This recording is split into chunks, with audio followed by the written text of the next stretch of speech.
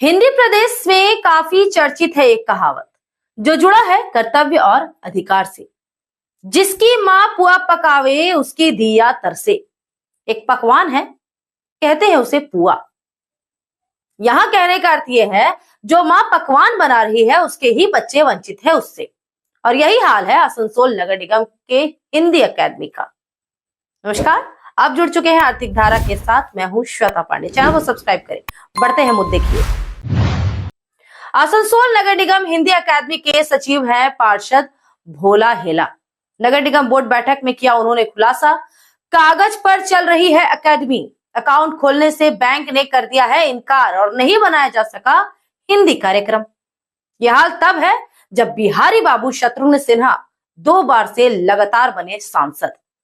आसनसोल है city of brotherhood, लेकिन भाषाई पक्षपात इस कदर। 55% वोटर हैं गैर बंगाली। और चर्चा करते हैं इस भाषाई मुद्दे पर। सरकारी उदासीनता की खंगालते हैं अतीत के कुछ पन्नों को ताकि समझ सके इस संस्था की उपयोगिता को। हो खुलासा, क्या थमाया गया है झुनझुन्ना या है इसकी कोई उपयोगिता भी। आमतौर पर केंद्र और राज्य सरकार संचालित करती है भाषाई अकादमी। फाइनेंशियल मंजूरी लेनी पड़ती है विभाग से। भाषाई अकादमी का मुख्य उद्देश्य होता है भाषा, साहित्य और संस्कृति को बढ़ावा देना, समकालीन उत्कृष्ट साहित्य सृजन का संकलन, उसका सृजन, अनुवाद को प्रोत्साहित करना, सम्मानित करना, उच्च कोटि के साहित्यकारों को, नए साहित्यकारों के लिए योजना व नई दिशा निर्धारण, पुरस्कृत करना सर्वश्रेष्ठ कृतियों और बाल साहित्यों को, आयोजित करना भाषाई सम्मेलन व विचार गोष्ठी, स्थापना करना पुस्तकालयों का जिनमें हो साहित्य की मूल कृतियां, संदर्भ ग्रंथ, शब्दकोश, आलोचनात्मक पुस्तकें, वैसे साहित्यकारों को वित्तीय सहयोग देना जिनकी क्षमता नहीं होती स्वयं प्रकाशन की, रोजगार उन्मुखी कार्यक्रमों का संचालन जिनमें है कंप्यूटर, आशुलिपि और टंकन प्रशिक्षण शामिल। अब लौटते हैं पश्चिम बंग हिंदी अकादमी की ओर। में हुई थी इसकी स्थापना। वाम मोर्चा का था शासनकाल। सब कुछ होता था सरकारी और पार्टी की नीतियों के तहत। शुरुआती दौर में मुख्यमंत्री, चेयरमैन और शिक्षा मंत्री, वाइस चेयरमैन तथा किसी सरकारी कॉलेज का अध्यापक सचिव हुआ करते थे। सदस्यों की नियुक्ति होती थी मनमाने तरीके से। हिंदी साहित्यकारों को नहीं लिया जाता था विश्वास में। जो थे सरकारी दरबार में चारण, उन्हें मिलती थी सदस्यता। कई बार इसे लेकर होता रहता था विवाद। बाद में इसे डाल दिया गया सूचना व संस्कृति विभाग के अधीन। इस समय हिंदी अकादमी से चेयरमैन है तृणमूल विधायक विवेक गुप्ता। वर्ष 2021 में आवंटित की थी सरकार ने 5 करोड़ रुपए की राशि, लेकिन 4 वर्ष बीतने के बाद भी खर्च नहीं हो पाई है पूरी राशि। इसका कारण है साफ, अकादमी के पास ना है पूरे संसाधन और ना आवश्यक अधिकारी तथा कर्मचारी। हर कार्यक्रम की मंजूरी लेनी पड़ती है वित्त विभाग से। बजट में हो जाती है कटौती। औपचारिकता पूरी करने के लिए होते हैं कार्यक्रम। जमीनी स्तर पर नहीं हो रहे कोई कार्य। साहित्यकारों से बनी हुई है दूरी।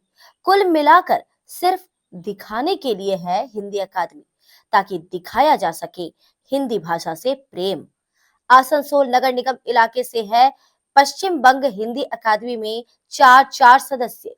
केएनयू से डॉक्टर विजय भारती, डॉक्टर विजय साव, मनोज यादव, सुरेन जलान।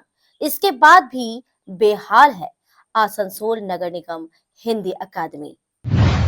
आसनसोल नगर निगम में हिंदी अकादमी की स्थापना हुई थी तापस बनर्जी के मेयर काल में। साल 2012 में तापस बनर्जी बने थे अध्यक्ष। तत्कालीन चेयरमैन जितेंद्र तिवारी बने सचिव। वो दौर था आसनसोल में हिंदी नवजागरण का। लेकिन इस समय बदल गई है परिस्थितियां। चेयरमैन है मेयर विधान उपाध्याय और वाइस चेयरमैन एमएमआईसी दिवेंदु भगत। सचिव तृणमूल पार्षद भोला हेला। सुनिए उनकी ही जुबानी हिंदी अकादमी की कहानी। मैं भोला कुमार हेला, आसनसोल हिंदी अकादमी का सचिव बनाया गया और हम लोगों ने कार्यक्रम किया। हिंदी के उत्थान के लिए लाइब्रेरी भी खोली। मुंशी प्रेमचंद के नाम पर लाइब्रेरी भी अच्छी चल रही है। हमारे एमपी साहब ने वहाँ एसी दिया, अच्छी चेयर दी और वहाँ किताबें दी। अच्छा इन्वायरमेंट तैयार हुआ और हम लोग कार्यक्रम कर रहे हैं, लेकिन हम लोगों को आर्थिक समस्या हो रही थी। तो हमने मेयर साहब से ये बात उठाई थी। तो मेयर साहब ने करीब 5 महीने पहले जो बोर्ड मीटिंग हुई थी हम लोगों की, उसमें प्रत्येक एकेडमी को, हिंदी एकेडमी, बांग्ला एकेडमी और उर्दू एकेडमी, तीनों एकेडमी को 5 लाख रुपए फंड अलॉटमेंट हुआ था। हम लोगों ने कई बार प्रयास किया, हमारे मेयर साहब बहुत चेष्टा करते हैं कि हमारे इलाके में भावनात्मक जुड़ी हुई, साहित्यिक जुड़ी हुई गतिविधियों को बढ़ावा दें, लेकिन जो ऑफिसर हैं उनका कोऑपरेशन उस तरह से हम लोगों को नहीं मिला। हमने अकाउंट ओपनिंग के लिए प्रयास किया, उन्होंने एक ऑफिसर से दूसरे के पास, दूसरे के बाद तीसरे के पास भेजा, फिर उसके बाद मुझे भेजा गया बैंक ऑफ बड़ौदा में। वहाँ मैं गया तो उन्होंने कहा कि आप कोई रिटेन लेके आइए हिंदी एकेडमी में। तो मैंने कहा रिटेन तो हमारे पास नहीं है। तो कहे कि तब तो आपका अकाउंट ओपन नहीं हो सकता है, तो आप पैन कार्ड लेके आइए हिंदी एकेडमी के नाम से। हमने कहा अगर पैन कार्ड खोलने जाऊँगा वहाँ भी डॉक्यूमेंट की ज़रूरत होगी। तो ये समस्या तो केवल हिंदी एकेडमी के लिए नहीं है, ये बांग्ला एकेडमी के लिए है, उर्दू एकेडमी के लिए। तो हमारे जो बांग्ला साहित्य के भाई लोग हैं या बांग्ला एकेडमी के चलाने वाले लोग हैं, उर्दू एकेडमी के चलाने वाले लोग हैं, उसी तरह हम लोग हिंदी एकेडमी के चलाने वाले लोग हैं। तो ये आर्थिक समस्या की वजह से हम लोग विभिन्न प्रकार के साहित्यिक गतिविधियों को बढ़ावा नहीं दे पा रहे हैं आसनसोल म्युनिसिपल कॉर्पोरेशन में तात्कालीन समय में, जब तक कि अकाउंट ओपन नहीं होता है। तो इसके लिए एक समाधान निकाला गया। तो उधर से मुझे रिप्लाई मिला कि ये कमेटी भर्बल है। मैंने कहा ये भर्बल शब्द क्यों है, जबकि बोर्ड मीटिंग में बाकायदा रिजोल्यूशन हुआ था, तो आपको पैड पे लिख करके देना होगा। ये समस्या मैंने हमारे डिप्टी मेयर साहब वसीमुल सर से बोली। वसीमुल सर मुझे लेके गए बड़े बाबू के पास। बड़े बाबू ने कहा कि ठीक है मुझे दे दो। देने के बाद अभी 15 दिन गुजर गया, फिर भी अकाउंट ओपन नहीं हुआ। तो ये जो समय को डिले किया जा रहा है, इससे तो विभिन्न प्रकार के साहित्यकारों का जयंती भी आता है। आप देखेंगे हिंदी पखवाड़ा हम लोग सेलिब्रेट नहीं कर पाए। तो अगर हिंदी के, बांग्ला के और उर्दू के उत्थान के लिए अगर कोई काम ही हम लोग न कर पाए तो इन अकेडमियों में हमें बने रहने का क्या हक है? हम लोग क्या जवाब दे देंगे जनता के सामने? तो ये सारी समस्या अगर जल्दी से निपटारा हो जाता तो मेयर साहब ने तो अपना काम किया, उन्होंने बढ़ावा दिया, मुझे पद दिया और जो करना था फंडिंग अलॉटमेंट किया। लेकिन आप देखेंगे तो ऑफिसर जितने बैठे हुए हैं हमारे म्युनिसिपल कॉर्पोरेशन के अंतर्गत, उन लोगों के अंदर ये कोई चेष्टा नहीं है कि अच्छे से हमारा ये जो आसनसोल म्युनिसिपल कॉर्पोरेशन का ये बोर्ड है कार्य करते हैं। यही समस्या है।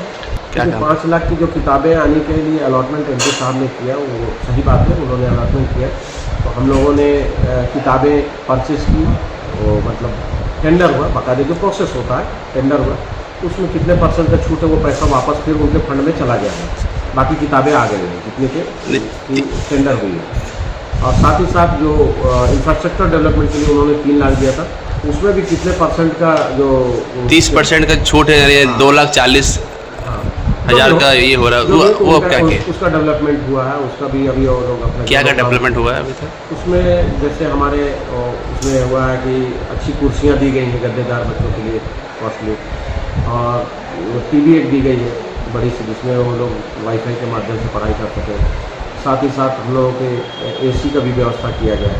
ये सारे इंफ्रास्ट्रक्चर डेवलपमेंट है। जो इंजीनियर साहब ने उधर टेंडर निकाला वो भरा गया, वो उस विषय में हम लोगों को कोई क्वेश्चन नहीं है, वो बढ़िया चल रहा है। और जो पैसा वापस एमपी साहब के आ गया है, मैंने बात की थी एमपी साहब के PA साहब से, तो उन्होंने कहा कि ठीक है उसको आप एक बार चिट्ठी कीजिए, हम लोग फिर बाकी फंड का फिर हम लोग, चाहे किताबों का फंड है चाहे इंफ्रास्ट्रक्चर का, हम लोग उसको करेंगे।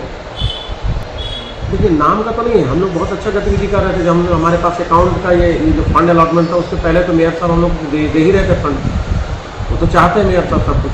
लेकिन जो काम सौंपा गया ऑफिसरों को कि इस तरह से आप संचालन करवाएंगे, तो अगर ऑफिसर अगर इफेक्टिवली काम नहीं करेंगे और किसी चीज़ को गुरुत्व नहीं देंगे तो हम लोग कैसे कर पाएंगे काम? हिंदी भाषा को गुरुत्व नहीं दिया जा रहा। नहीं, यहाँ हिंदी भाषा की बात नहीं है, यहाँ एकेडमी की बात है। हिंदी एकेडमी भी सेम प्रॉब्लम फेस करेगी, उर्दू एकेडमी भी सेम प्रॉब्लम फेस करेगी, बांग्ला एकेडमी भी सेम प्रॉब्लम फेस करेगी। यहाँ ऐसा कोई नहीं, भाषा का कोई भेद नहीं है, ये गलत बात है। ये विशेष करके बोल रहा हूँ जो जिनको दायित्व दिया गया है कॉर्पोरेशन के अंतर्गत, मेयर साहब ने अपना काम कर दिया, चेयरमैन हमारे अमरदास ने भी अपना काम कर दिया, वसीमुद्दार ने भी काम कर दिया, हम लोग काम करने के लिए तैयार। लेकिन अगर वहाँ पर जो बैठे SI इंजीनियर या जिनको ये दायित्व दिया गया, अगर वो काम नहीं करना चाहेंगे, डिले करेंगे, तो डे टू डे तो हम ही लोगों को समस्या फेस करनी होगी ना। कि लाइब्रेरी में एक एक्वागार्ड का फिल्टर लगा हुआ था, जिससे गंदा पानी आ रहा था। तो मैंने अपने स्तर से अपने खर्च से ही उसको सर्विसिंग करवाने की चेष्टा की, कैंडल भी बदलवाया, लेकिन देखा गया कि गंदा पानी आ रहा है, शुद्ध पानी बच्चों को नहीं मिल पा रहा। तो फिर हमने ये खबर दी हमारे कॉरपोरेशन में। तो कॉरपोरेशन से मुझे बोला गया, आसनसोल म्यूनसिपल कॉरपोरेशन के अधिकारी ने बोला कि आप काली पहाड़ी के बोरों में जाकर संपर्क कीजिए। वहाँ मैं गया, उन्होंने लेबर दिया, हम लोगों ने नीचे जो रिजर्वर है उसको सफ़ा कराया और ऊपर छत पे लगी हुई टंकी को भी सफ़ा कराया, लेकिन ठीक पानी नहीं आ रहा आज भी पीने के लिए बच्चों के लिए। तो हम लोग गैलन से पानी मंगा देते हैं और साथ में MP साहब के ऑफिस से भी बच्चे वहाँ के गैलन का व्यवस्था वहाँ से पानी ले लेते हैं। तो हम लोगों ने ये समस्या के समाधान के लिए सोचा है कि जब भी हमारे पास अलॉटमेंट आ जाएगा फंड का, तो हम लोग सबसे पहले वहाँ एक नया फिल्टर दे करके बच्चों के लिए पीने का पानी का, शुद्ध पानी का व्यवस्था हम लोग कर देंगे। ये पानी की समस्या प्राय कितने दिनों से चल रही है? ये समस्या हमारे पिछले साल से ही चल रहा है। तो हम लोग इंफ्रास्ट्रक्चर डेवलपमेंट में लिख के दिए थे हम लोगों ने इंजीनियर को। उन्होंने कहा था कि आपकी इंफ्रास्ट्रक्चर डेवलपमेंट में क्या क्या चीज़ें चाहिए, उसमें हमने ये फिल्टर भी लिखा था, लेकिन शायद उनके फंड के अंदर नहीं आ रहा था। तो इस वजह से 3 AC दिए वो उसके अंदर में, और TV बड़ी वाली TV देगी, साथ ही साथ चेयर की व्यवस्था की। तो शायद उनका फंड उसके अंतर्गत नहीं आया होगा। तो जो फंड रिटर्न गया है, तो चाहे तो उसमें हम लोग उसको किसी प्रकार से पानी की, पीने के पानी की शुद्ध व्यवस्था कर देंगे। पानी है वहाँ पर, पीने के लिए पानी की बात करेंगे, और नहीं तो हम लोगों को अगर फंड अलॉटमेंट हो जाता है तो फिर हम लोग ही वहाँ से कर देंगे। ये बात मैंने मेयर साहब से बोला था। मेयर साहब ने भी कहा था कि बोला जी आप इसको कर लीजिए जल्द से जल्द, तो फंड जैसे ही आता हम लोग उसका समाधान कर देंगे। आसनसोल नगर निगम हिंदी अकादमी शुरुआती दौर में थी काफी सक्रिय। नियमित रूप से होते थे कार्यक्रम। बजट आवंटित होता था हर वर्ष 5 लाख रुपए। कार्यक्रमों का वित्तीय संचालन करते थे निगम के अधिकारी। कार्यक्रम का बजट तय होने के बाद मिल जाती थी मंजूरी। जितेंद्र तिवारी के निगम प्रशासन पद से इस्तीफा देने के बाद बदल गई परिस्थितियां। कार्यवाहक प्रशासक मंडली चेयरमैन बने अमरनाथ चटर्जी।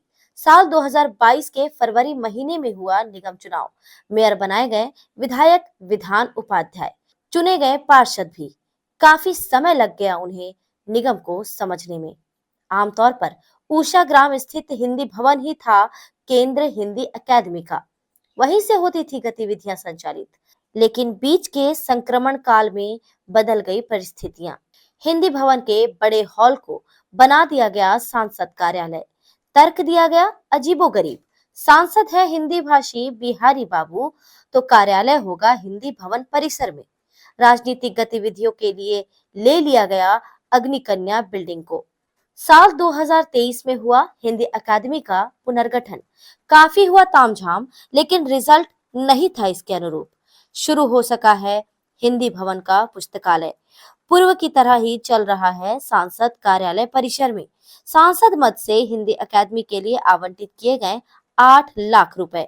5 लाख रुपए पुस्तकालय की पुस्तकों के लिए और 3 लाख रुपए इंफ्रास्ट्रक्चर के लिए। राशि आई नगर निगम के बैंक खाते में। अकादमी सचिव का है दावा, पुस्तकालय में आने वाले बच्चों को नहीं मिलता है पेयजल तक। अन्य गतिविधियों के संचालन पर लगी है पूरी तरह से रोक, क्योंकि ना है बैंक खाता और ना ही है कार्यक्रमों के लिए फंड। हिंदी भाषी सांसद और हिंदी भाषी बहुल इलाका, लेकिन मौखिक आधार पर चल रही है 12 वर्षों से हिंदी अकादमी। ना खाता ना बही, जो साहब बोले वो वही सही। ये है हिंदी की दुर्दशा। साहित्यकारों को नहीं है हिंदी अकादमी से कुछ लेना देना। उनका है आरोप, नहीं संपर्क किया जाता उनसे, तो वे अपने स्तर से क्यों बने चारण। वीडियो में इतना ही। बने रहे आर्थिक धारा के साथ। अब कुछ खबरें देखेंगे फटाफट। आसनसोल पुलिस लाइन के करीब LIC बिल्डिंग के एक गोदाम में चोरी करने घुसे 3 चोर चढ़ गए स्थानीय निवासियों के हत्थे। पुलिस को दी गई सूचना, एक चोर हुआ गिरफ्तार तो दूसरा हुआ भागने में सफल।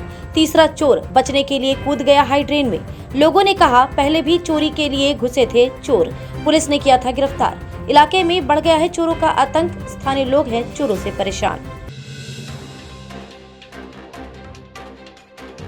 बस्ता कोला कोलियारी चांदमारी सेक्टर इंक्लाइन के अंडरग्राउंड बंद माइंस के इंक्लाइन में केबल चुराने के इरादे से घुसे दर्जनों चोर। सूचना मिलते ही इंक्लाइन के पास पहुंचे BCCL अधिकारी, CISF और झरिया पुलिस। कुछ चोर भागने में हुए सफल तो कुछ अब भी फंसे हैं इंक्लाइन में। BCCL एरिया 9 के देर रात का है ये मामला। चोरों के बाहर निकलने का पुलिस और CISF अधिकारी कर रहे थे इंतजार।